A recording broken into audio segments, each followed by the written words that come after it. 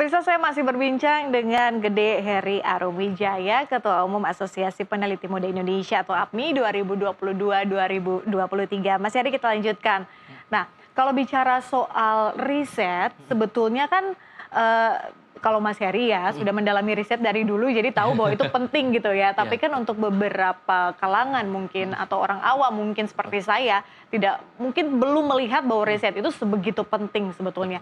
Nah, bagaimana sih menggambarkan sepenting apa sebetulnya riset ini kalau kita kaitkan dengan pertumbuhan negara kita gitu ya dari segala aspek. Apa yang bisa digambarkan? Mungkin saya kasih sedikit perbandingan ya. Karena berkaca dari tempat saya berkuliah S2 kemarin di Korea Selatan, itu sungguh makanya kenapa saya juga memilih Korea itu karena juga saya tahu Korea itu risetnya gila-gilaan. Dan setelah saya masuk sana memang benar seperti itu. Jadi kalau sesuai data pun 2022 itu Korea Selatan itu rasio budget untuk R&D atau Research and Development dari PDB mereka itu sekitar 5,2%. Tapi Indonesia itu sayangnya kalau terakhir saya 2021 kalau nggak salah saya lihat itu hanya 0,2%. Tapi kalau saya tidak keliru, sepertinya itu sudah ditingkatkan ya. Tapi kita Ya, nanti itu update ditingkat, datanya ya. betul. Ya. Terus? Dan di Korea Selatan sendiri itu menjadi bagian research di suatu company ataupun di satu lembaga itu sebuah pride yang tinggi gitu. Oh. Iya, jadi mungkin dan semuanya butuh riset.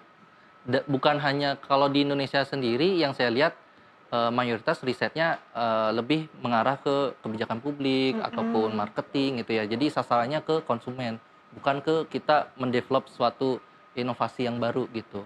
Jadi kalau untuk menjadi negara yang mungkin istilahnya cepat bertumbuh, saya rasa riset dasar itu yang perlu ditingkatkan, bukan hanya riset terapannya gitu.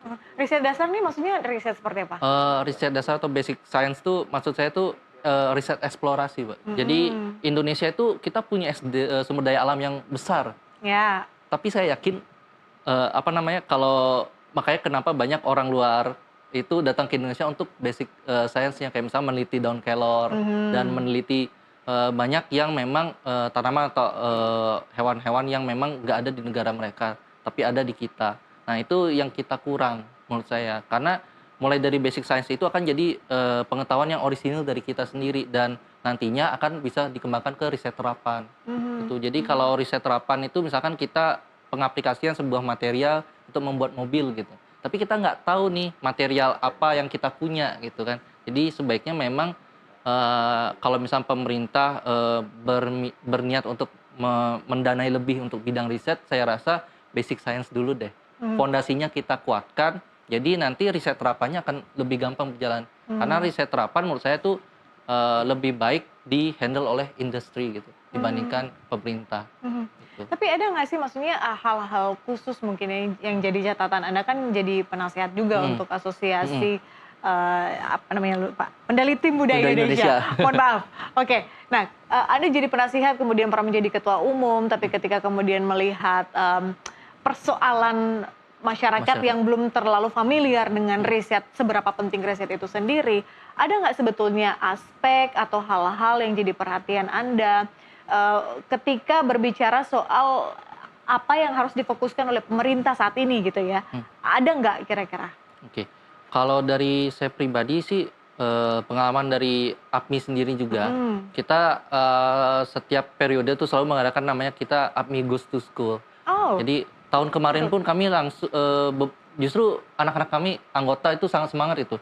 Justru kami kan swadaya masyarakat ya, nggak non profit. Jadi kami apalagi anak-anak masih SMA yang kuliah mungkin uang jajannya masih belum banyak gitu. Tapi mereka masih rela gitu untuk ke pelosok gitu, ke daerah untuk mensosialisasikan penelitian itu seperti apa. Sebenarnya antusiasme anak muda, bahkan kemarin itu di Lombok Timur, yang saya nggak ekspektasi kayak, oh ternyata ada ya yang mau belajar meneliti di daerah sana. Ada ternyata. Dan mereka cukup antusias. Namun balik lagi fasilitas itu masih belum banyak ada dan belum merata kan di Indonesia. Kalau bisa saya bilang karena kami juga melihat dari berbagai kompetisi penelitian yang ada itu mayoritas mungkin yang akhirnya bisa melakukan riset itu rata-rata daerah pusat gitu seperti Jawa, Bali ataupun Sumatera gitu yang memang fasilitasnya ada, kampus-kampus besarnya juga ada di situ gitu kan. Tapi kalau misalnya daerah-daerah itu fasilitasnya kurang. Tapi balik lagi kami itu selalu mengingatkan riset itu bukan masalah harus punya budget besar. Tapi yang penting niat ada, kreativitas ada. Karena apapun, balik lagi seperti kami ingatkan, basic science itu masih perlu gitu. Jadi kalau misalkan nggak bisa meriset terapan yang buat inovasi secanggih itu, kita eksplorasi dulu gitu, apa yang ada di sekitar kita. Jadi riset tuh nggak harus mahal ya? Nggak harus mahal. Karena mungkin persepsi orang adalah saat kita berbicara soal riset kan pasti mahal Iya, nih, betul. duitnya harus gede-gedean, Iya. dananya harus banyak. Nah, tapi kemudian jadi perhatian juga dari asosiasi bahwa infrastruktur itu tadi ya, fasilitas itu fasilitas. benar-benar harus ada dan Betul. paling nggak merata dulu lah di Betul. seluruh Indonesia gitu ya, untuk maju ke depan. Oke, 2025, apa yang ingin Anda sampaikan berbicara soal riset, berbicara soal keinginan atau mungkin rekomendasi dari asosiasi sendiri kepada pemerintah atau mungkin kepada masyarakat atau mungkin kepada kami media, ada yang ingin disampaikan? Oke, mungkin pesan saya ya mewakili asosiasi juga kemarin juga ngobrol, wah Mas Heri nanti titip pesan gitu. Nanti Silakan. ya jadi kita selaku generasi muda sebisa mungkin lebih peka gitu untuk lingkungan sekitar kita.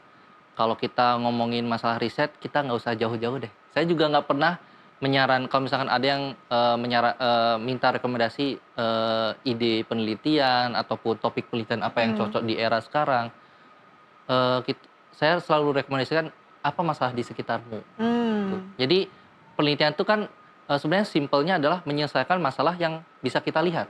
Jangan menyelesaikan masalah yang nggak kita lihat gitu. Kebanyakan itu kita akhirnya mengada-ngada, membuat ide tanpa menyelesaikan masalah yang sebenarnya. Jadi sebenarnya kita sebagai generasi muda ataupun siapapun lah itu kita lihat masalah sekitar dulu.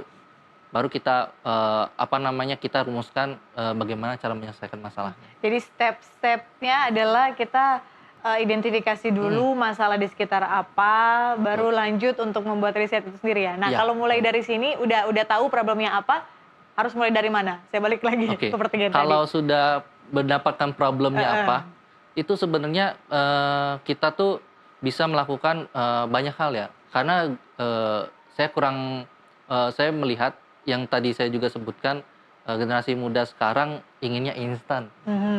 Kadang kan baca paper males. Saya sempat juga ada ya anak yang langsung karena generasi muda sekarang tuh to the point banget. Mau yang langsung ya. Jadi Pak, saya udah baca paper ini sampai saya minta bantuan ChatGPT gitu. Tapi terus saya bilang kalau kamu nanya ChatGPT belum sepintar itu. Justru kamu lebih pintar dibandingkan ChatGPT itu sendiri. Jadi ChatGPT hanya bisa membantu tapi tidak bisa menyelesaikan gitu. Jadi balik lagi semua teknologi yang ada itu hanya tools. Dan kita yang harus memperbaiki diri. Kalau memang belum bisa ya belajar lagi. Saya nggak pernah menyarankan ada hal instan pakai ini pakai itu, tapi kalau misalnya gagal ya coba lagi. Kalau belum bisa ya belajar lagi, itu aja sih.